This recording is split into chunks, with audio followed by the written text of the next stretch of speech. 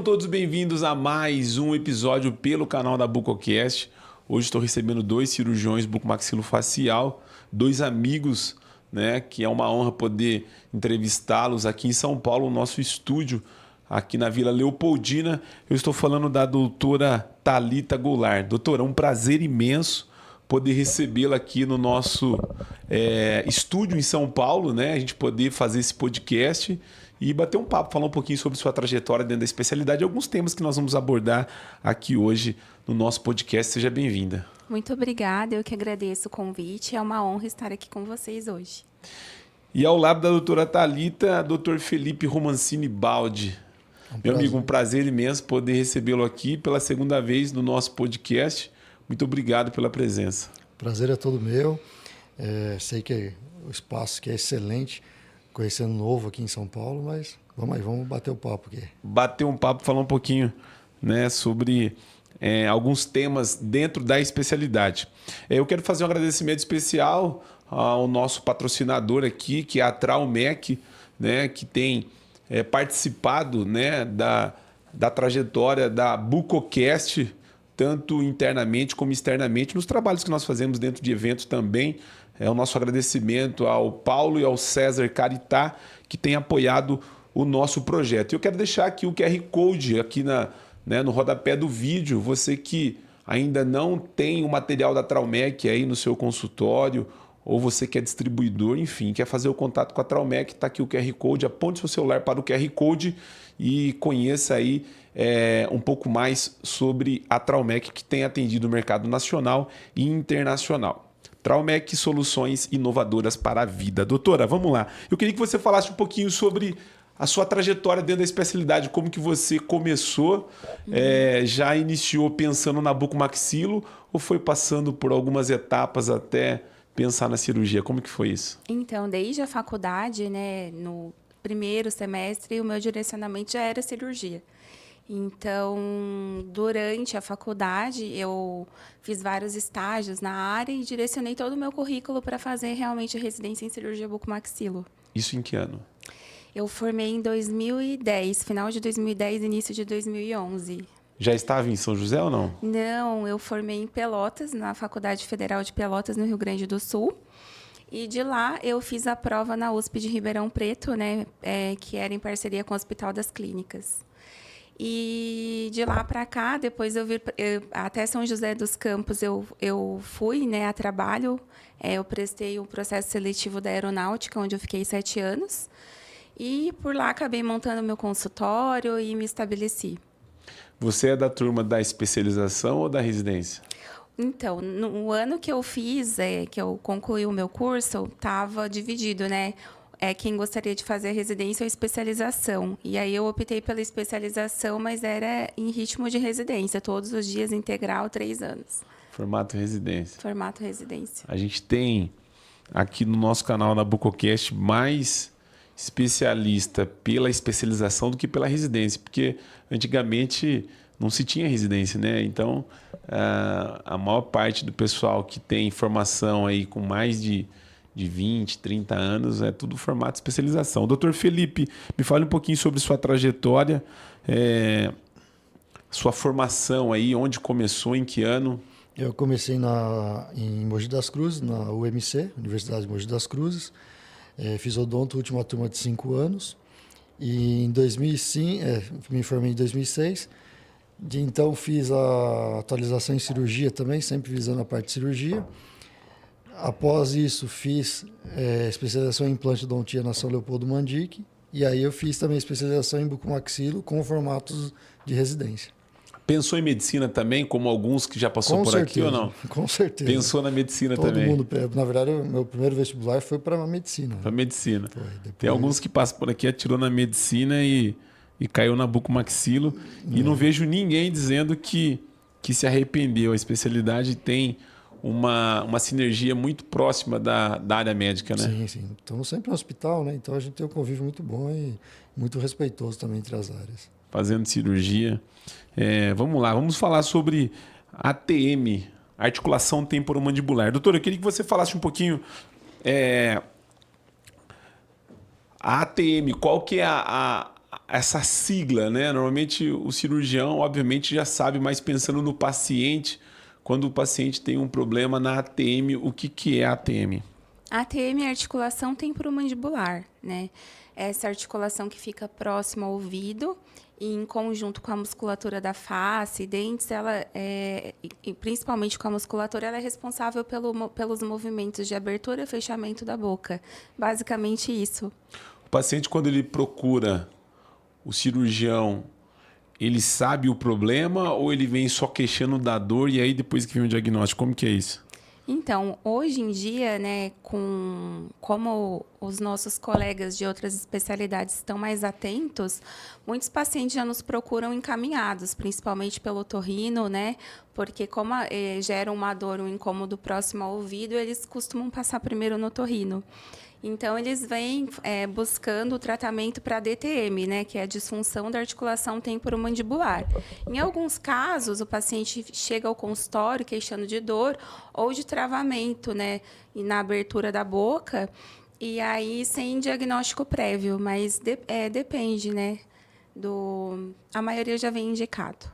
Doutor, o paciente que procura normalmente um cirurgião, na maior parte é o público masculino ou feminino com esse tipo de problema? Maior parte feminina. As Maior parte mulheres têm feminina, uma né? propensão maior a ter as disfunções, né? Até por conta de alterações hormonais, estresse, elas acabam tendo uma sobrecarga maior na articulação. E como ela disse, normalmente vem com a maior indicação nossa é o otorrino. É mito ou é comprovado cientificamente o problema da articulação tem a ver com a fala, ou seja, a pessoa que fala mais tem mais chance ou disposição de ter... Não tem nada a ver. Creio que não. Não tem nenhum tipo de repente, por idade, a pessoa, de repente, dá aula, fala, alguém que trabalha mais, né, mais quietinho, a pessoa que usa a fala durante o dia, tem alguma ligação com isso ou não? Se tiver algum desequilíbrio, aí pode até ter, mas se não, se ela estiver natural e com plena funcionalidade, não tem problema. Acho que não é de acordo com o uso, né, doutor? Mas sim é uma disfunção mesmo. Que mito. normalmente é mito, né? Mito. É mito. Às vezes a pessoa que usa muito a fala, né? Um vendedor, alguém que fala o dia inteiro, de repente, essa pessoa tem mais... Senão o mais Pavarotti. propensa a ter... Imagina o Pavarotti, o que usava a Cantando. articulação. Então, Normalmente, o que causa o problema na articulação, doutor? estresse, posicionamento dentário, hipertonia muscular, esses fatores no geral. Tipo de alimentação. Hoje a gente tem uma alimentação mais macia, né? Antigamente comia-se até o osso quase. Então a gente tem também número de dentes na arcada dentária, ausência dentária. Isso influencia a ausência dentária também com relação a problema da Pode articulação? influenciar sim. Porque a alteração dentária, o mau posicionamento dental, ele pode levar a uma DTM. Está mais relacionado à sobrecarga muscular da região também, né? E existem algumas doenças, né, que provocam a degeneração da articulação. Doenças autoimunes, pacientes que têm artrite reumatoide costumam desenvolver, né, disfunções intraarticulares. E aí também vem a questão da parte muscular, que ausências dentárias geram uma sobrecarga mastigatória mais em um lado do que no outro. Então, isso acaba comprometendo a questão do sistema todo, né, da mastigação. Quando que o paciente começa a perceber que ele tem algum problema na articulação, além das queixas de dor, o que o paciente normalmente alega quando ele percebe alguma causa relacionada a isso? Então, os principais sintomas, né, que o paciente chega com dor aguda, normalmente, né, nos procuram, ou com uma dor crônica que vem se arrastando há um tempo e não descobriu o diagnóstico. Dor próxima ao ouvido, quando a disfunção é intraarticular, porque existem dois tipos de disfunção, né? A disfunção da parte só da musculatura, a disfunção dentro da articulação que envolve o disco e a cabeça da mandíbula. E existe a disfunção mista, quando acontecem os dois eventos, né, associados. Então, os pacientes com disfunção intraarticular costumam ter dor próximo ao ouvido, zumbido, barulho de estalo em abertura e fechamento da boca ou ao bocejar. Alguns pacientes relatam até que quando estão beijando o companheiro ou a companheira acabam escutando barulhos, né? E quando a disfunção é muscular ou associada, acompanha também a parte de dor muscular, cansaço, né? Pós-mastigação. Esqueci de alguma coisa, doutor? Não. Tem algum fator genético, doutor, que influencia com relação a Aí problema de articulação? seriam as discrepâncias faciais convencionais, não, ou algumas patologias. Como a doutora disse, algumas patologias podem levar a um processo degenerativo. A artrite reumatoide é um deles. Então, normalmente em criança é mais difícil a gente ver problemas articulares, né? Mas aí deformação de crescimento. Sim. Hoje você falou com relação à questão do estresse. O que o estresse tem a ver com o problema na articulação? O estresse ele vai gerar uma hiperatividade muscular, e aí você vai ter um tônus muscular mais forte, vai ter uma musculatura mais forte, às vezes uma musculatura que vai trabalhar unilateral. Então o paciente mastiga mais de um lado, que tem mais dentes, ou que é mais confortável para ele. E isso vai prejudicar a articulação. Você vai ter um uso dela maior e um uso de forma errada, né? Ela vai estar em posicionamento inadequado, com uma força maior de um lado. Então você acaba tendo uma desproporção e vai gerar uma disfunção. E além disso, o paciente acaba rangendo os dentes, né, apertando à noite, né? O que causa também essa parte mais dolorida da musculatura, por conta dessa hiperfunção muscular que o doutor falou. Esse tipo de problema, doutora, normalmente, qual que é o diagnóstico para você poder indicar um tratamento na articulação? Então, o tratamento da articulação temporomandibular, da disfunção, né, ele é muito amplo.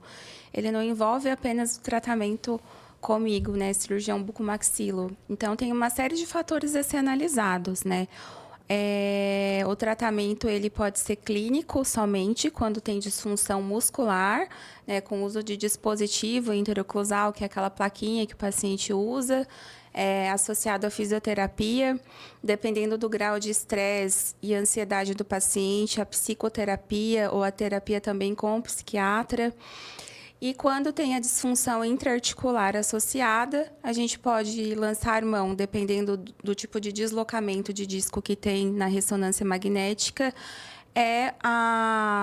o tratamento de artrocentese, que é a lavagem da articulação com ou sem viscosuplementação, que é a aplicação de ácido hialurônico para lubrificar internamente essa articulação. A artroscopia de ATM, que é também um procedimento minimamente invasivo por vídeo, onde você, além de conseguir um bom diagnóstico de patologias que não são mostradas na ressonância, você consegue instrumentar a articulação, reposicionar disco e utilizar medicações. E também aí vai, né? Cirurgia aberta de ATM para ancorar o disco na posição correta quando ele tem um deslocamento muito severo. Prótese de ATM quando existe uma degeneração óssea muito grande. É uma gama de procedimento. Então, cada paciente ele tem que ser avaliado de forma individualizada para que seja indicado o melhor tratamento. Mas eu sempre falo que é uma equipe multidisciplinar, que não é um tratamento com um único profissional, né?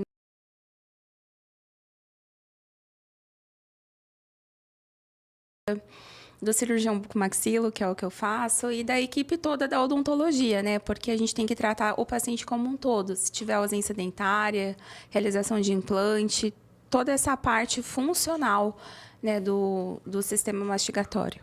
Doutor, como a doutora estava falando com relação às abordagens de tratamentos, eu queria que você falasse um pouquinho com relação aos exames que são solicitados uma vez que o paciente já tem um diagnóstico. Normalmente a gente solicita a ressonância magnética, também usamos a tomografia computadorizada da articulação temporomandibular e também para um detalhamento melhor, às vezes o diagnóstico não condiz com os exames, a gente acaba entrando com a artroscopia com o intuito de um diagnóstico, para obter um diagnóstico mais preciso. Um procedimento que você consiga ter uma clareza melhor do diagnóstico. Sim, você consegue ver em loco daí, através da ótica, né? O paciente que normalmente queixa de problemas na articulação, normalmente esse paciente tem alguma deformidade ou não? Pode ser que esse paciente tenha o problema e não tenha nenhum tipo de deformidade? Não está atrelado diretamente a ter ou não uma deformidade. Normalmente ele pode ter se for extra-articular, por exemplo, um problema mais muscular do que articular. Às vezes você equilibrando essa musculatura, utilizando um fisioterapeuta para acompanhar, você consegue ter um resultado sem ter nenhum problema na articulação. Tem uma média, mais ou menos, de quantos pacientes hoje que queixam de problemas na TM e que vem associado com algum tipo de deformidade? Normalmente a maior queixa é muscular, né? 90% é muscular. Os problemas intraarticulares são a minoria.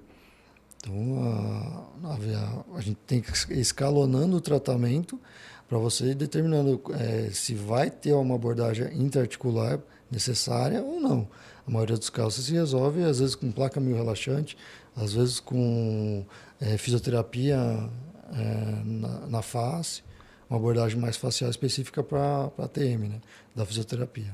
Essas placas que hoje normalmente são utilizadas são eficazes, doutor? Tem um resultado significante? Para alguns pacientes, elas têm indicações. Não dá para condenar todos os pacientes que têm DTM ou que têm alguma dor, vai ter que usar placa. Ela bem indicada, ela tem uma boa função. Às vezes ela nem é eterna, às vezes ela é temporária. Vai fazer um tratamento com a placa e depois pode removê-la, dependendo da necessidade do paciente. Aqui mais uma curiosidade minha também. Pacientes que fazem tratamento ortodôntico têm está mais propenso a ter algum tipo de problema na articulação ou isso é mito, doutora? Então, isso é muito importante perguntar, porque normalmente, né, as disfunções da articulação temporomandibular são descobertas no meio do tratamento ortodôntico.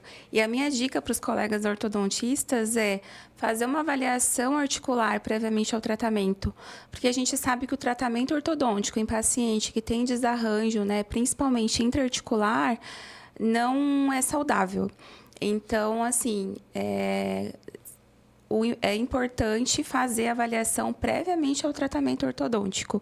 Em alguns casos, quando o paciente começa a ter dor, né, que na maioria dos casos é o que acontece no diagnóstico inicial, muitas vezes é necessário, durante o tratamento ortodôntico, você interrompê-lo para tratar a articulação, deixar ela saudável e estabilizar para depois voltar para a ortodontia. Uma vez que o paciente tem o diagnóstico comprovado que há um problema na articulação, o primeiro passo do tratamento, qual é, doutor? Primeiro é o diagnóstico para ter ver a causa dessa disfunção. Aí depois como eu disse, vai escalonando o tratamento de acordo com a necessidade do paciente. Não vem a cirurgia em primeiro lugar. Nós vamos tentando. A fisioterapia é igual quem tem problema no joelho. Não é o cirúrgico o primeiro caso. Primeiro você vai fazer uma fisioterapia, fortalecimento muscular, igual na face. A gente primeiro faz uma abordagem conservadora para depois pensar na cirurgia. Existe uma variação de cirurgias, como a doutora estava citando. Qual que é a escolha do tratamento, né? Porque existem várias maneiras de você tratar esse paciente, né? Você tem algumas abordagens dentro da cirurgia, desde cirurgias mais fechadas, conservadoras, ou abertas, que são as mais invasivas. As duas têm as suas indicações e também depende da habilidade do cirurgião. Tem cirurgião que tem uma familiaridade maior com cirurgias abertas, outros já preferem fechado. Isso vai depender muito do cirurgião e da habilidade dele em si de resolver o problema do paciente. E também da patologia intraarticular, né? Porque Sim. Determinados casos de deslocamento de disco ou de degeneração óssea, não adianta fazer uma abordagem mais simples, né? Você já sabe Sim. que precisa evoluir para uma técnica mais avançada. E, muitas vezes, até no diagnóstico na artroscopia, a gente evolui para uma cirurgia aberta dependendo do tipo de patologia que é encontrada dentro da articulação. Uma vez que o paciente tem um diagnóstico, existe alguma forma que ele consiga evitar? Porque não tem cura, né? É um tipo de tratamento que você ameniza. Isso. Como que é isso, doutora? Então, a disfunção a gente fala que ela é degenerativa, né? Então, é uma doença degenerativa que você tem que controlar ao longo da vida. Então, na verdade, não existe como evitar. Você precisa controlar e acompanhar. Você não pode abandonar o tratamento. E o que acontece é que muitos pacientes ficam bem sem dor e largam tudo, não usam a placa, não vêm mais aos retornos. E o que a gente fala é que é uma doença silenciosa. Nem sempre a dor é a principal indicação do tratamento, né? A doença instalada, ela precisa ser tratada. A mesma coisa de quem tem um problema cardíaco. Você tem um problema cardíaco, você tem que fazer o tratamento e nem por isso você tem dor. Então, você precisa ter esse acompanhamento e não abandonar. Aderir realmente ao tratamento e não abandonar assim que a dor aliviar, que é o que normalmente acontece com a maioria dos pacientes. Hoje, o paciente fazendo o tratamento, por exemplo, do estresse, né? Ele conseguindo controlar o estresse, isso pode afetar também numa melhora, de repente, da articulação? Com certeza. Sim. Com certeza. Eu sempre indico para os pacientes esporte. Ele vai ter um acompanhamento com um psicólogo, ok, mas através do esporte ele consegue amenizar muito isso daí, toda a carga de estresse do dia a dia. E esportes ainda que tenham intensidade, para estar relaxando a musculatura, desligar os problemas do dia a dia. A cirurgia, né, que é um tratamento indicado para o paciente que tem problema na articulação, e tem os tratamentos conservadores que, na maior parte dos casos, são esses tratamentos conservadores, né, doutora? Como a gente comentou, né, o uso da placa, que é o dispositivo interoclusal, fisioterapia e até algumas vezes artrocentese no consultório, que é a lavagem da articulação. São esses os tratamentos básicos, assim, né? E com certeza o acompanhamento emocional do paciente. Você faz cirurgia ortognática também. Normalmente o paciente que tem alguma deformidade e indicação da ortognática, esse paciente ele é um paciente que pode também ter um problema na articulação? Então, esse paciente de ortognática, né, pode ser que ele venha já com um problema articular. Então, previamente, tanto ao tratamento ortodôntico quanto à cirurgia ortognática, eu faço uma avaliação da articulação temporomandibular. E quando é diagnosticado um problema principalmente interarticular, o ideal, né, o ideal indicado é que nós façamos primeiro o tratamento da articulação para depois prosseguir para a cirurgia ortognática, até para não perder a estabilidade da cirurgia. Por quê? O nosso osso da mandíbula, o nosso côndilo, dependendo do grau de degeneração ou de doença inflamatória intraarticular, ele pode ir diminuindo de tamanho, remodelando. E isso faz com que a ortognática perca a estabilidade, você não consegue mais ter a mesma altura da base óssea. Então, ou você faz primeiro um diagnóstico, trata, estabiliza, faz a cirurgia ortognática e às vezes até combina a técnica com uma cirurgia aberta de ATM. Normalmente, quando o paciente tem os dois problemas e são cirúrgicos, qual é a cirurgia que você faz primeiro, ortognática ou ATM? Combinada. Eu faço ao mesmo tempo. As duas ao mesmo tempo. Isso. Tem a mesma opinião também, doutor? Também concordo. Combinada é a melhor indicação para o paciente, né? Hoje a gente tem alguns colegas que passam por aqui e esse é um assunto que que é bem polêmico, né? Uhum. Cada cirurgião defende a sua proposta, né, do tratamento. Há quem faz primeiro há quem trata outro, há quem faz as duas, né? É que, na verdade, estabilizar a doença com procedimentos menos invasivos você faz antes e acompanha, né? E aí, no transoperatório da cirurgia ortognática, você consegue associar a técnica sem problema nenhum. O que não pode é não tratar, porque existe paciente que sofrem recidivas ou movimentações ósseas pós-cirurgia ortognática porque não tratou a articulação. Isso é muito importante observar no planejamento do paciente.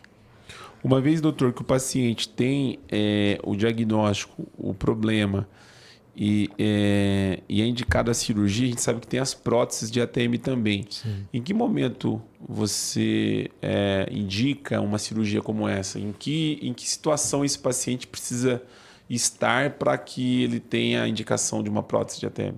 As próteses de ATM, a indicação delas são as últimas indicações, são processos mais avançados de degeneração, a qual você, todos os outros procedimentos falharam, e aí você chegou num estágio muito avançado, ou às vezes o paciente já vem no estágio avançado e você não tem mais o que fazer. Então aí você já indica a prótese até para ele desfrutar, retomar a atividade muscular e articular mais rápido. Às vezes o paciente não consegue abrir a boca, não consegue fechar, não se alimenta direito, então você precisa encurtar esse tempo. E como ele vai ter um aproveitamento melhor, às vezes, de uma prótese, quando bem indicada, do que começar a tratar uma coisa que você sabe que não vai ter uma mudança significativa para ele. Hoje, o paciente ele tem ele faz uma confusão entre ATM e DTM. Qual que é essa diferença, doutor? Então, a ATM é a nossa articulação, é a articulação temporomandibular, que todos nós temos. E a DTM é a disfunção da articulação. E aí também, só fazer um adendo, assim, com a pergunta da indicação da prótese de ATM, né, doutor? É quando o paciente ele não tem o desenvolvimento da cabeça da mandíbula, que é uma indicação imediata de realizar a prótese. Doutor, eu queria que você falasse um pouquinho sobre a cirurgia ortognática, né? A gente sabe que a cirurgia de ATM, alguns colegas passam por aqui, na cirurgia ortognática, você normalmente precisa fazer uma avaliação dessa articulação, né? Obviamente, porque se esse paciente tiver um problema e se você não avaliar, você pode piorar a situação desse paciente. Com certeza. Normalmente, o paciente que tem a articulação comprometida são que perfil de paciente que está na cirurgia ortognática? É o paciente classe 2, classe 3, ou pode aparecer em qualquer perfil de paciente da cirurgia ortognática associado com a ATM? Ao meu ver, pode aparecer em ambos, desde classe 2 ou classe 3. O que vai determinar é o que isso está influenciando na mastigação do paciente. E por isso que é obrigatório você avaliar isso antes, até para não perder a cirurgia ortognática que foi feita. Então, o ideal é sempre você ter um pré-diagnóstico aí de qualquer DTM, qualquer disfunção da articulação, para daí sim você fazer o planejamento mais completo possível para você ter as duas cirurgias combinadas. E uma auxiliar a outra. A ortognática vai auxiliar um alívio para a articulação e a articulação vai estabilizar a ortognática. Paciente em fase de crescimento tem indicação para esse tipo de cirurgia, doutor? Ortognática? Quando existe o diagnóstico, seja ele da ortognático ou ATM cirúrgico, paciente em fase de crescimento? Hoje tem o benefício antecipado, né? Que quando bem indicado, você até pode lançar mão de uma técnica cirúrgica para abordar um paciente em fase de crescimento. Mas tudo isso aí é um caso fora da curva, digamos, e tem que ser muito bem avaliado. Ele é mais criterioso até, porque o paciente está em fase de crescimento, né? Você tem que avaliar o antes e pensar muito no pós. Porque o paciente está em... Você não vai ter a estabilidade igual você tinha antes. O primeiro você mostrou o antes e depois, o depois é fixo, é aquilo. O depois do outro não, depois ele vai continuar crescendo. Nos casos que você já operou, doutora, a articulação normalmente está mais comprometida no paciente classe 2, classe 3, no paciente assimétrico, ou isso varia de paciente para paciente? Então, eu tive paciente com grande comprometimento intraarticular, mas a gente percebe bastante, assim, que eu acho que a maior procura hoje em dia dos meus pacientes são classe 2, né? E em paciente também que tem mordida cruzada. Eu percebo que sempre está associado, né? Mais do que no paciente classe 3. Só que isso pode, como o doutor falou, isso pode acontecer em todos os tipos de padrões de face, né? E uma coisa muito importante também a observar nesses casos é a hiperplasia condylar, que é um crescimento que não para da cabeça da mandíbula. Então, tanto na ortognática quanto na disfunção temporomandibular interarticular, a gente precisa fazer a avaliação se há ou não essa alteração de crescimento ósseo. Perfeito. Você que nos acompanha pelo canal da Bucocast ainda não é inscrito no nosso canal, vai lá e se inscreva no nosso canal no YouTube, e também você que acompanhe a gente pelas redes sociais, né? Tem o nosso Instagram também, onde nós vamos estar disponibilizando lá os cortes para você estar acompanhando aí um pouquinho dos episódios que nós estamos gravando aqui.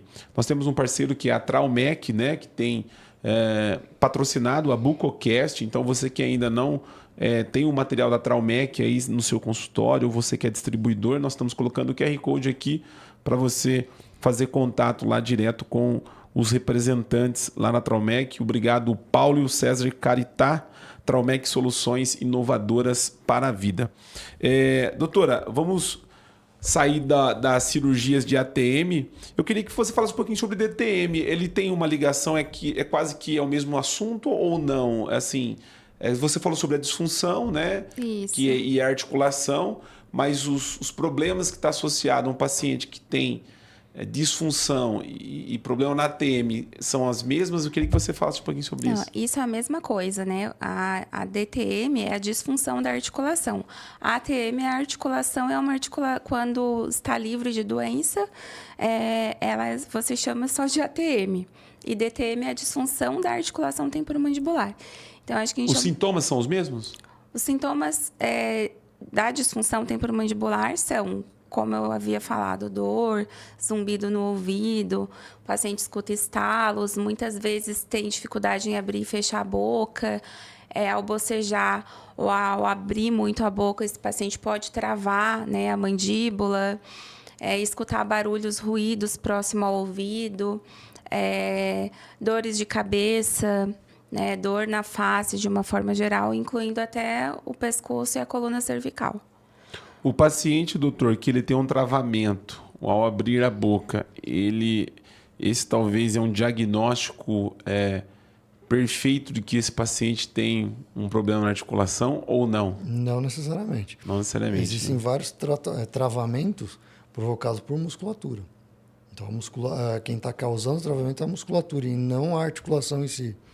Eu já tive casos de a gente faz a manipulação muscular, o paciente destrava logo em seguida, no mesmo procedimento, ele já sai destravado, sem dor e sem necessidade de medicação. Então, assim, tem a parte muscular e tem a parte intraarticular. Não necessariamente o travamento é a parte intraarticular. Eu fui numa loja final do ano comprar roupa, o dono da loja está conversando comigo. Aí ele perguntou o que eu trabalhava e eu falei, né, na área da bucomaxila. Aí ele falou, nossa, cara, já me indicaram esse profissional porque eu tenho, às vezes, travamento na boca, tal, estados e não sei o quê. Aí eu já me senti um doutor ali, né? Eu falei, olha, já conseguiu explicar. Nossa, mas você entende super bem. Falei, não, mas eu não sou da área, não. Eu só trabalho na área, mas não tenho informação.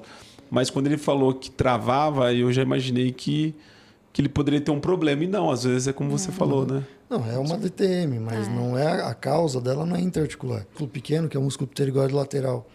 E é ele quem puxa a mandíbula para frente e o disco articular para frente.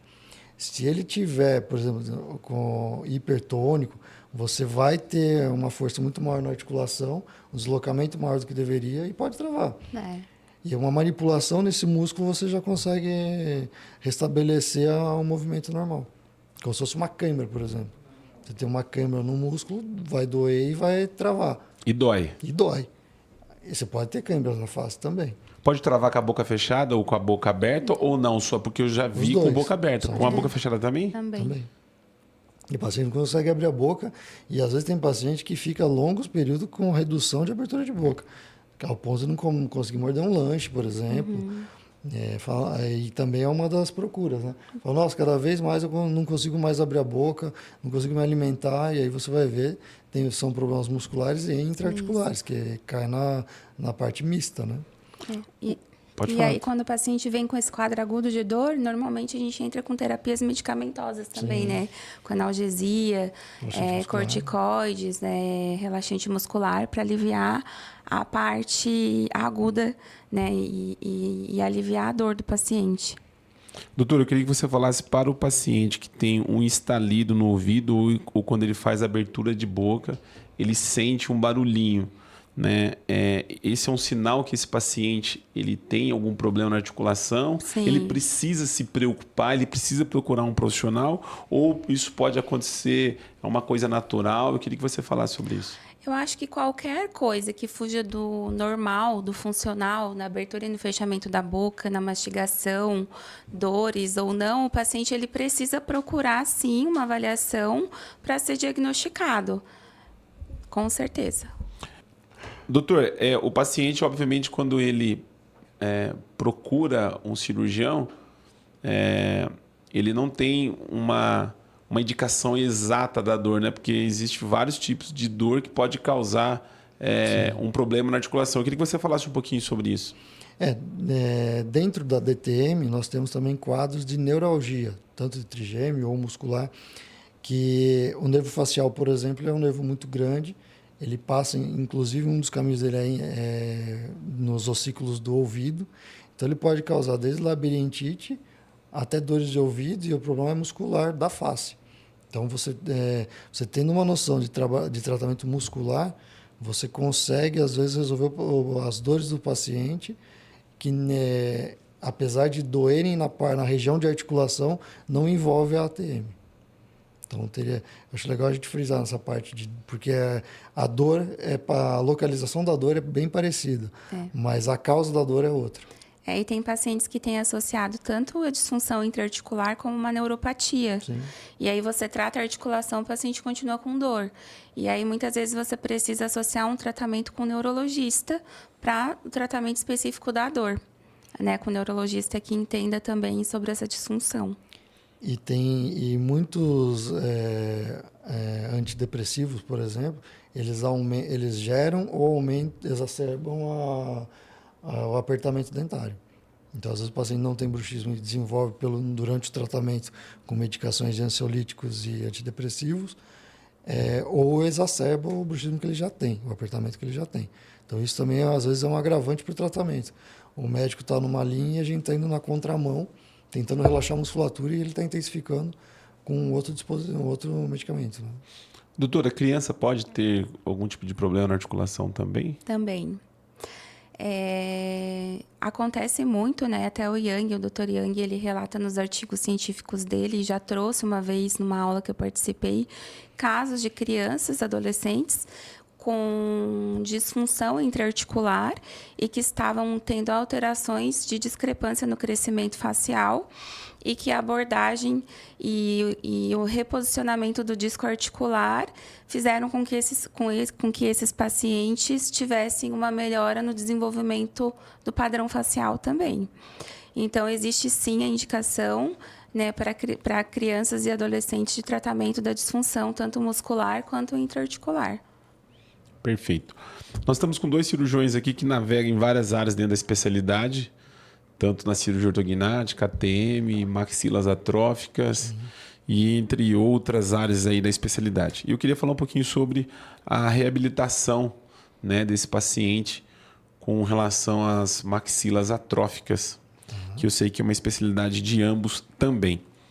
Doutora Thalita, eu queria que você falasse um pouquinho sobre a questão da reabilitação desse paciente, né? O que causa a indicação de um paciente que está com uma atrofia, né, maxilar, o que normalmente acarreta um paciente a chegar nesse ponto? Então, normalmente, os pacientes com maxilas atróficas, eles perderam todos os dentes, né? E ao longo da vida, não realizaram, por algum motivo, no momento certo e que o osso estava adequado, a instalação de implantes. E a gente sabe o que mantém o arcabouço ósseo é a presença de dente ou de implante dentário na região. Sim. E aí houve perda dentária e normalmente esses pacientes utilizaram pela vida inteira prótese total, né, que é aquela dentadura. E aí quando decidem fazer implantes dentários não tem mais ossos, e isso a gente chama de maxilas atróficas. E aí existe aí uma gama de procedimentos para reabilitação, né, desde o enxerto ósseo, a implante zigomático, até mesmo a utilização de placas customizadas para maxila. Doutor, quando você tem um paciente nessa condição, qual que é o maior desafio para o tratamento de um paciente que não tem mais...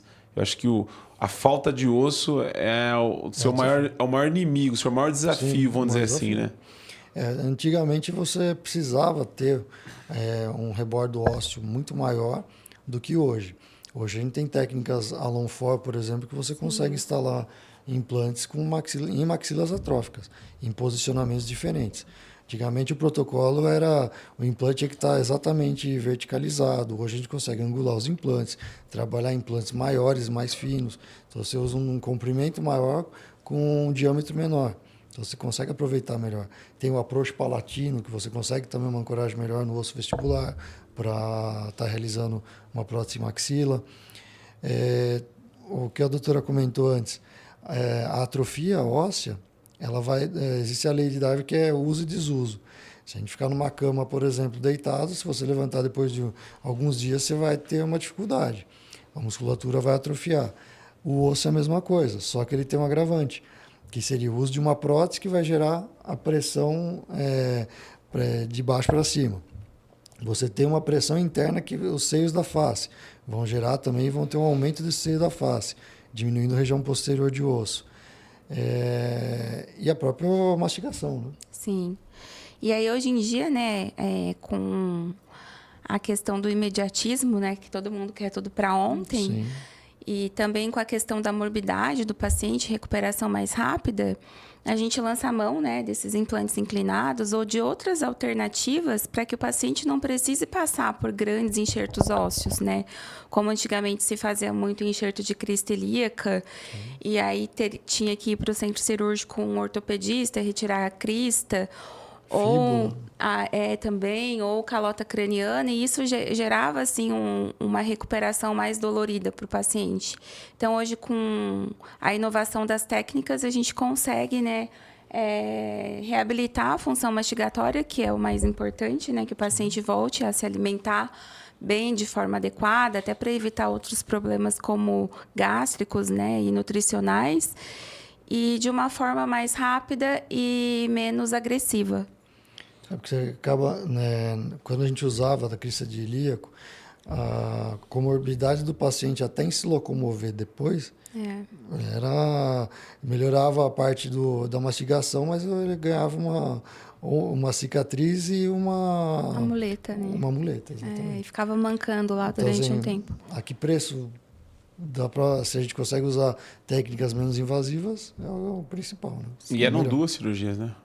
Na mesma, Ao mesmo tempo. No mesmo tempo. Mas era 2 procedimentos. 2 procedimentos, em 2 sítios diferentes. Né? Então, o paciente tinha a parte da boca, né, da face e do quadril também. Ou da região da calota craniana, ou até mesmo da perna. E depois disso começaram a ter os bancos de ossos, né? Isso. Aí, o banco de ossos você tem o volume de osso que você retiraria do paciente, vem estéreo e te entregam para a cirurgia, sem remover do paciente. Então, isso já ajudou bastante também. Mas o problema daí é a previsibilidade e o tempo que você vai levar para reabilitar o paciente. Então, o ideal hoje, o imediatismo, o paciente quer para ontem. Ele vem pensando, viu, mas quando fica pronta a prótese? O paciente ele já vem falando que ele viu na internet que dia sai no dia pronto. seguinte com os dentes. Ou no mesmo dia, não, porque eu quero no mesmo dia. Assim, não... A dentadura, o uso dela a palavra certa seria o uso da dentadura acelera o processo da perda óssea, doutor? Com certeza. Com certeza. Ela vai gerar pressão. A pressão da prótese no ato da mastigação, ela vai forçar o osso. Esse osso não tem mais a função dele antiga, que era segurar dente. Então, ela vai ter essa pressão, vai reabsorver. Com certeza. Quais são as causas, doutora, do uso da dentadura ao longo prazo? Certamente esse paciente vai ter problema de perda óssea. Perda óssea, basicamente, né? É o principal problema. E, assim, e também quando o paciente resolve, muitas vezes, fazer o tratamento com implante, o osso já está reabsorvido. Qual que é a queixa desse paciente, doutora, que normalmente chega no consultório e que já está usando a dentadura por muito tempo? O que normalmente esse paciente queixa? Qual que é a busca dele? Normalmente as queixas são funcionais, né? Às vezes a dentadura, pela grande reabsorção óssea, ela não fica mais estável durante a mastigação, ela se movimenta, isso acaba traumatizando a mucosa ou dificultando a alimentação. E a queixa social, né? A parte estética, os pacientes que não têm dente ou que usam dentadura, eles acabam tendo mais, eles são pacientes se tornam mais tímidos, né? E muitas vezes, quando essa prótese não está bem adaptada, eles costumam ficar com vergonha de sorrir, de interagir socialmente com outras pessoas, e aí acaba tendo um comprometimento emocional, né? Baixa estima. Hoje o Brasil tem um número muito grande de pacientes mutilados, vamos dizer assim, né? Com relação a... No passado, o tratamento era muito caro e a extração era a primeira opção, né? E hoje tem um número de pacientes aí mutilados assim muito grande, né? Sim. Grande parte, principalmente com os pacientes com menor poder aquisitivo, né? Então você acaba vendo isso, acaba sendo realidade para eles, uma dentadura, aqueles pivô, você olha e fala, meu, a boca toda desarranjada. Isso também acaba sendo, né, por exemplo, pensando em Europa, lá é mais cultural. Eles não davam tanto valor para sorriso, estética. Aqui já não, aqui é mais por condição social mesmo. Doutor, uma vez que o paciente ele tem perda óssea, qual que é o tratamento indicado para você reabilitar esse paciente? Existe hoje alguns tratamentos? Qual que é o que você tem utilizado? Como que é isso? Nós temos, tudo vai depender da necessidade do paciente, da quantidade de osso e do leque que nós vamos ter para oferecer para ele. Por exemplo, como a doutora já disse, a partir de uma tomografia a gente consegue identificar o volume ósseo da maxila ou mandíbula. A partir disso a gente consegue executar um planejamento. Ele quer uma prótese imediata, supondo que o paciente vai viajar, ele precisa passar por um procedimento em um mês. Então a gente tem que, não daria para oferecer, por exemplo, uma prótese customizada que leva-se tempo para elaborar, ter um planejamento, uma curva muito maior para chegar até o resultado. Aí, por exemplo, poderia usar implantes inclinados com Alonfor, poderia usar implantes zigomático. São quantos implantes que você utiliza normalmente no protocolo total? O Alonfor normalmente, o próprio nome já diz, são 4, todos por 4. Você distribui os 4 implantes na maxila, de forma que você diminua cantilever. A busca é sempre diminuir cantilever e distribuir de forma isométrica os implantes. Eles têm que estar, idealmente, equidistantes. Então, você vai estimular 2 na região anterior de maxila e 2 na região posterior. O que importa é a saída deles e não onde exatamente eles estão. Então, antigamente você trabalhava com ele vertical, você inclinando, mas a saída dele estando na mesma direção, você consegue com um componente angulado compensar isso daí. E daí você tem a saída do implante como se estivesse verticalizado. Então, eu uso bastante a técnica Alonfor e resolve bem. Antigamente o protocolo era com 6 implantes, né? Distribuía 3 cada lado. E aí viu que com 4 você consegue acomodar uma prótese tranquilamente e ter uma longevidade, né? A previsibilidade disso é muito boa. Esse número de implante que acabou aumentando, porque você falou que era com 3, né? Agora Não, era com 6. Era com 6. E aí ficou 4. Na verdade, tivemos uma redução de 2. Reduziu 2. 2. Isso é porque normalmente acho que se perdia muito implante, por isso que era com 6 ou não? Também era. Normalmente o raciocínio era, se perder um, eu tenho mais 5. E aí, mas hoje é difícil você perder um implante, assim, a não ser que o paciente tenha venha a perder ou for uma técnica não bem executada, erro de planejamento, tamanho, alguma coisa assim. E normalmente quando você coloca um implante vertical, você coloca implantes mais curtos, né? E nessa técnica on-for nós colocamos implantes inclinados mais compridos. Então essa estabilidade também é atingida. Sim. E até o osso também. Antigamente a gente mantinha o osso alveolar, né? Hoje não. Hoje a gente faz uma ossotomia para remover o osso alveolar e trabalhar com o osso mais corticalizado. Hoje o paciente, normalmente, quando ele chega no consultório, doutora, onde normalmente ele tem mais perda óssea, na mandíbula ou na maxila?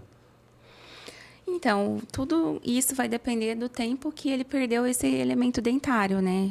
Se começou pela maxila ou pela mandíbula, Depende do tempo em que foi realizada a extração dentária até a decisão de colocar o implante. Porque hoje a gente já consegue extrair um dente e colocar o implante no mesmo momento cirúrgico, né? Preservando o rebordo e reabilitando esse paciente mais rápido. Então, vai depender disso, do tempo em que houve a extração mesmo. Tem uma Depende da diferença. genética também. A genética, né? Genética. Você pega pacientes que têm um osso mais duro, um osso... esse cara é o mais favorável para não perder o osso. De repente, você pega uma mulher mais delicadinha e tal, qualquer pressão no osso dela, provavelmente ela vai ter uma perda maior. E doenças sistêmicas também, como osteoporose, diabetes, osteopenia, aceleram, né, a remodelação óssea. Botox. Aonde você tem mais osso? Na parte da mandíbula ou na maxila? Onde que é mais seguro? Onde que você tem, né? Normalmente a maxila você consegue chegar nos ossos da face, você consegue ter mais osso. Agora na mandíbula você tem um limitador ali que é o nervo alveolar inferior. Esse nervo você não pode. O ideal é não comprometer esse nervo, que daí o paciente vai ter parestesia, não vai sentir lábio, a região dentária vai perder também de sensibilidade. Então, assim, afetar esse nervo normalmente é um fator complicante. Quando você fala da técnica A14 para reabilitação, você está falando também no tratamento com implante zigomático ou não? Ela pode ser mista. O Alonfor por si só não, ele não envolve implante zigomático. Mas você pode fazer Alonfor com zigomático junto. Tudo vai depender do seu planejamento, da força muscular que esse paciente tem. Às vezes o paciente perdeu os dentes por bruxismo. Aí você começa a ver e fala, poxa, então eu vou ter que fazer uma prótese mais reforçada, tem que fazer uma estabilidade melhor para ele. Então você vai precisar de uma ancoragem maior também. Esse paciente, doutora, quando ele precisa passar pela cirurgia, como que é feita a cirurgia? Quanto tempo dura em média? Esse paciente, a cirurgia é feita em consultório, é feito em ambiente hospitalar? Então, a carga imediata, né, com o protocolo com carga imediata, nós fazemos, né, a entrega dos dentes em 24 ou 48 horas, né, da instalação dos implantes. Então, o paciente vai no consultório um dia, faz os implantes, nós realizamos o escaneamento, a moldagem da arcada dentária com os implantes em posição. E aí, sim, no dia seguinte, normalmente colocamos os dentes, ou até mesmo no mesmo dia, dependendo do decorrer aí, do transcorrer da cirurgia. Você hoje tem técnicas avançadas na implantodontia, como as cirurgias guiadas. Elas Sim. também utilizado para esse tipo de tratamento, quando a gente fala de protocolo total, doutor? Pode ser. Eu não sou muito fã de cirurgia guiada, mas vejo colegas utilizando e ela te dá, teoricamente, um planejamento mais seguro. Sim. Mas eu tenho algumas ressalvas com a guiada, eu prefiro fazer sem guia. Ou eu elaborar meu guia. É que a cirurgia guiada, né, a grande vantagem dela, assim, no meu ponto de vista, é que, assim como na ortognática, hoje em dia você consegue fazer o planejamento virtual e, principalmente para a perfuração inicial do implante, é bem bacana, porque aí você planeja e executa onde você realmente quer distribuir os implantes. Mas o paciente hoje, ele não sabe, né, qual técnica que você vai utilizar ou qual que é o procedimento que você vai fazer. Uhum. Esse paciente hoje ele já chega, como a doutora falou, internet, Google, ele já tem mais informação do que ele busca, o tipo de implante, ou ainda esse paciente ainda tem dificuldade de... Porque hoje você fala de implante e tem a prótese, né? Ele tem uma confusão com relação a isso. Como que tem chegado esses pacientes para você lá, doutor? No meu caso, no consultório, eu percebo assim, as pessoas estão muito mais instruídas com a informática, com o celular. Hoje, você dá um Google, você consegue acessar qualquer informação que você queira. Mas, assim, questionam muito o tipo de material que vai usar, preço. Ele já chega com... Não, eu já pesquisei, é esse aqui o valor. Então, assim, você tem que ter uma confiança muito, muito grande no trabalho que você vai executar para você falar, não, eu vou fazer dessa técnica, se você quiser operar de outra forma, seria com outro profissional, pode procurar outro. Eu vejo assim, é mais no seu gabarito mesmo, de falar, não, eu faço dessa forma, que é Seria dessa forma. Hoje você vê bastante paciente, né? Se queixando, né, de procedimentos feitos na área de implantodontia e pacientes que já passaram, às vezes, por 2, 3 profissionais, enfim, não teve muito sucesso. Tem uma taxa de sucesso da reabilitação desses pacientes quando você aplica essa técnica on-4 para maxilas atróficas, doutor? Assim, Não, a faixa de sucesso é grande. Eu acho que hoje não vale a pena voltar no passado, que eram 6 implantes. Acho que a Long4 resolve. Mas tudo vai depender da dedicação. Eu acho que o maior desafio para a gente hoje na área de implantodontia é a área estética. Às vezes, você colocar um implante no incisivo central é muito mais complexo do que você fazer uma Long4. Você vai ter que ter o desenho de gengiva, manter a gengiva e o volume ósseo na posição para não dar diferença, principalmente em mulher, é mais exigente, né? hoje você tem um paciente para fazer esse tipo de cirurgia, né? Fazer a maxila atrófica. Você faz em ambiente hospitalar ou você faz em consultório? A maioria eu faço em consultório, mas pode ser feito, dependendo se ele tiver uma comorbidade sistêmica, você pode fazer no hospital, não tem problema nenhum. Tem alguma coisa que impede esse paciente de fazer esse tipo de procedimento? Algum problema associado que proíbe esse paciente passar por essa cirurgia? Definitivo não, mas você pode, por exemplo, ter diabetes, hipertensão, que você vai ter que controlar para daí sim você operar.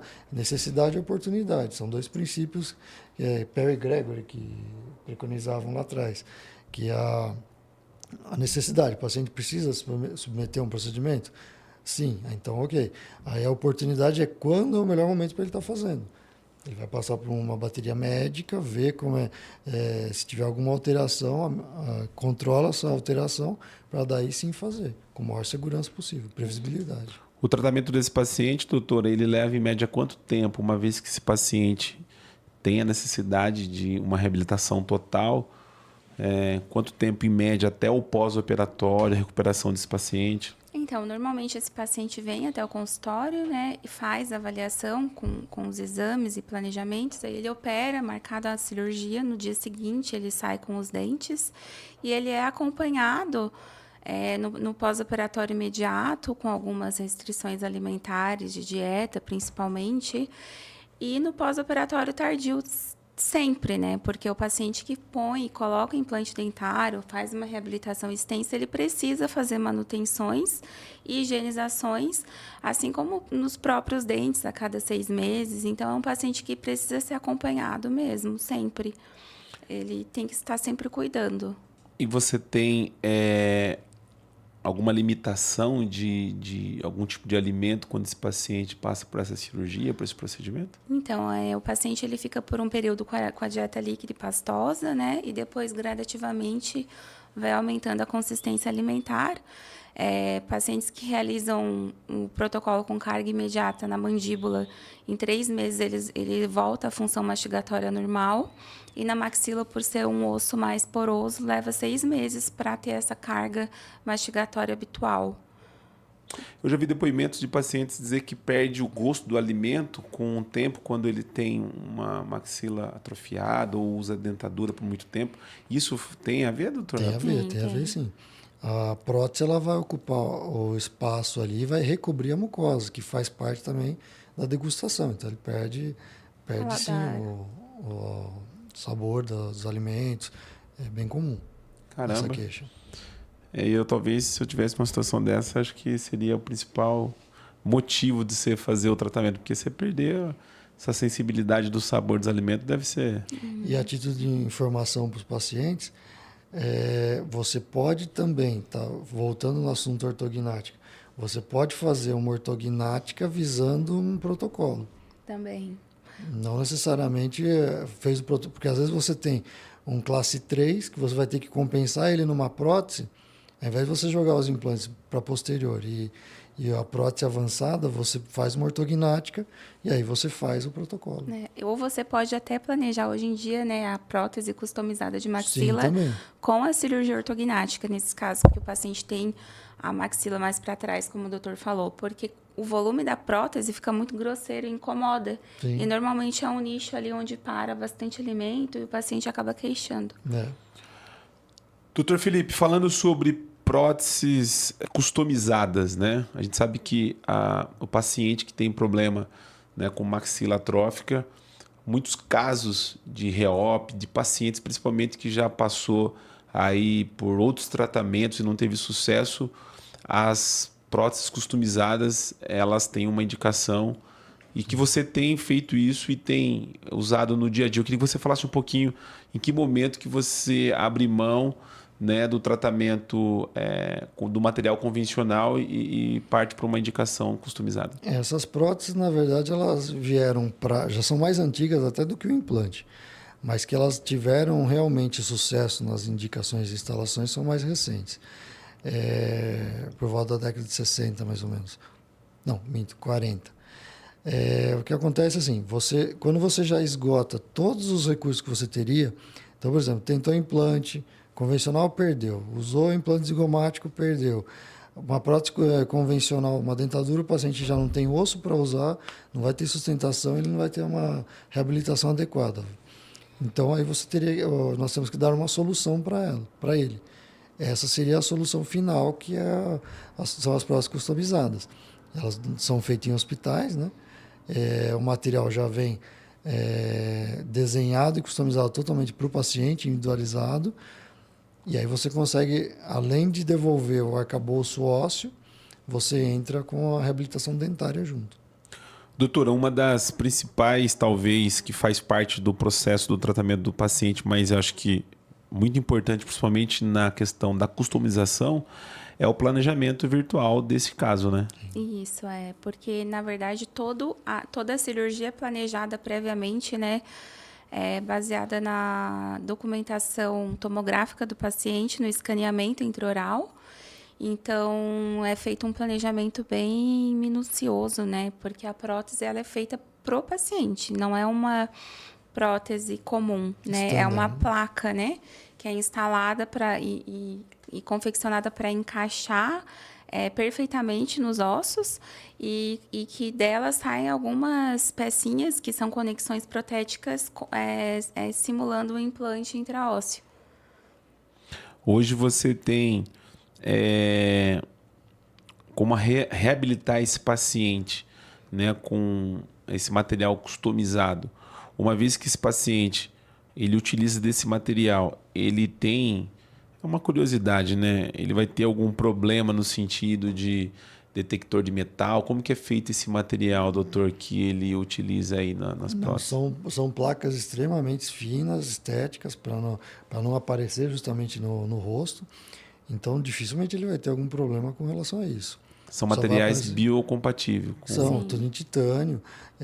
A espessura dela hoje a gente consegue com 2 milímetros, 1 milímetro, 1,5 milímetros, você consegue fazer algumas regiões dela que ficam quase imperceptíveis. Quais são as vantagens de você hoje reabilitar um paciente com placas customizadas?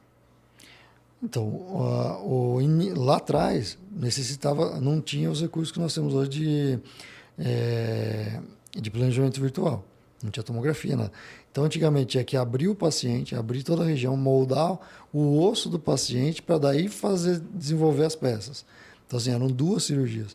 Hoje, o planejamento virtual, você opera ele executa o planejamento sem mexer no paciente.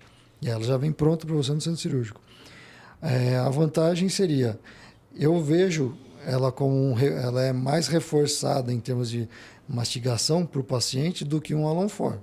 Porque os implantes eles recebem cargas individuais, mesmo ligado com a barra, né?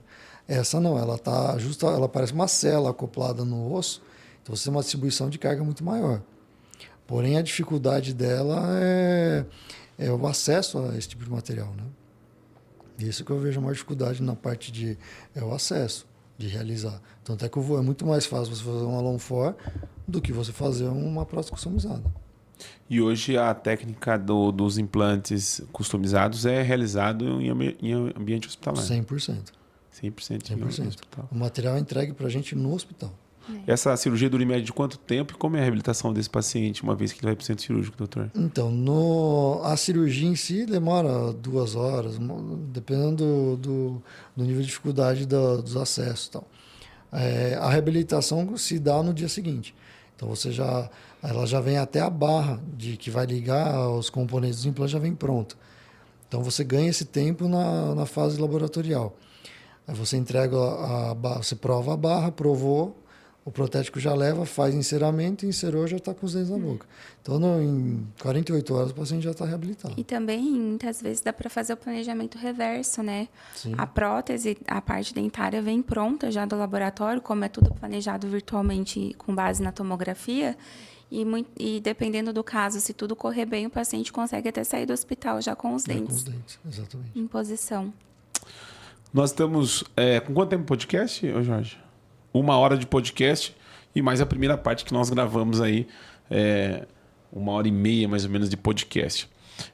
Eu queria falar agora um pouquinho sobre os implantes faciais. Ô Jorge, você não pega para mim ali o nosso modelo aqui?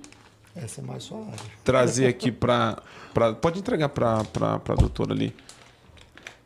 Para a doutora Thalita, que tem também a sua formação. A bucomaxilo, cara, eu gosto da buco por causa disso, né? Antigamente, há 20 anos atrás, o cara que era ortodontista era só ortodontista, né? Hoje não, hoje a gente tem o cara da ortodontia, tem o cara da ROF, né? O cara tá em 2, 3 áreas, mas igual a bucomaxilo eu nunca vi, navega em várias áreas, né? É trauma, parte de cirurgia estética, disfuncionalidade, e são todos áreas complexas, né? Sim, muito amplo, né? Ampla, que demanda uma curva de aprendizado gigante. Vamos fazer esse bate-bola aí para a gente finalizar esse podcast falando sobre a estética da face. Doutora, hoje os implantes faciais é uma realidade. Você que navega tanto na área cirúrgica como na área de injetáveis. A primeira pergunta é: esses implantes vão substituir aí o harmonizador facial ou não? Então, na verdade, esses implantes, né, eles são soluções para aqueles pacientes que vivem fazendo procedimento, principalmente em regiões que precisam de muito volume de preenchedor e buscam, né, por uma solução definitiva, digamos assim. Eu acho que não substitui, mas vem para agregar aí esse leque de procedimentos que os pacientes de harmonização procuram. Hoje você tem a cirurgia ortognática, doutor, que um dos papéis da ortognática talvez devolver esse queixo que o paciente não tem e que hoje você tem um implante que pode fazer quando o paciente não tem, obviamente, um problema funcional. Sim. Você também acredita que o paciente pode abrir mão da cirurgia ortognática para fazer, por exemplo, um implante definitivo de mento, doutor? Depende. Se a ortognática tiver indicada por uma correção esquelética da face que envolva melhora na mordida, acomodação dentária, eu acho que não substitui. Você teria que fazer ortognática e pode até, de repente, usar uma prótese junto. Agora, se for só estético, aí você pode lançar mão desses materiais que não teria problema. Não justificaria fazer uma mentoplastia para instalar uma peça dessa, por exemplo. Entendeu? Eu acho que é muito difícil para o cirurgião que vê um paciente classe 2 falar assim: olha, teu implante antes da ortognática, né? Normalmente a gente indica, né, a ortognática, principalmente para esses pacientes classe 2, mas tem paciente que não quer fazer, que está bem. Explico normalmente no consultório os problemas que ele pode ter, respiratório, enfim, mas tem paciente que quer solução estética somente, né, e não funcional. E aí, eles procuram muito por preenchimentos, né, injetáveis, e há quem também queira fazer uma prótese de mento. E essas próteses também, elas podem auxiliar na cirurgia ortognática, para os casos em que o próprio avanço de mandíbula não consiga chegar no perfil que o paciente deseja ou que necessita. Então, ela pode auxiliar também a cirurgia ortognática. Doutor, é possível fazer a cirurgia ortognática associado com os implantes faciais? Sim, claro. É como a doutora falou, se você tem, nós temos fatores limitantes durante o procedimento cirúrgico. E se for uma limitação à estética, uma exigência do paciente, um avanço maior de mento, ter um queixo mais pronunciado, você pode lançar mão de uma dessas próteses com perfeita instalação, vai ter um excelente resultado. Ele é um complemento, na verdade. Sim. Ele não substitui a ortognática, mas ele complementa. Hoje, esses implantes, a gente percebe que está crescendo cada vez mais, né? Já está chegando ao conhecimento do paciente. E eu acho que é um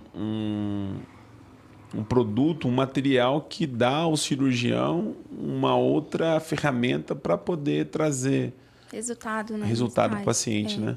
Então, como com o advento agora da harmonização facial, quando você consegue trazer um resultado definitivo em áreas que você normalmente teria que fazer todos os anos e utilizando muito preenchedor, pesa muito também a relação custo-benefício para o paciente, né?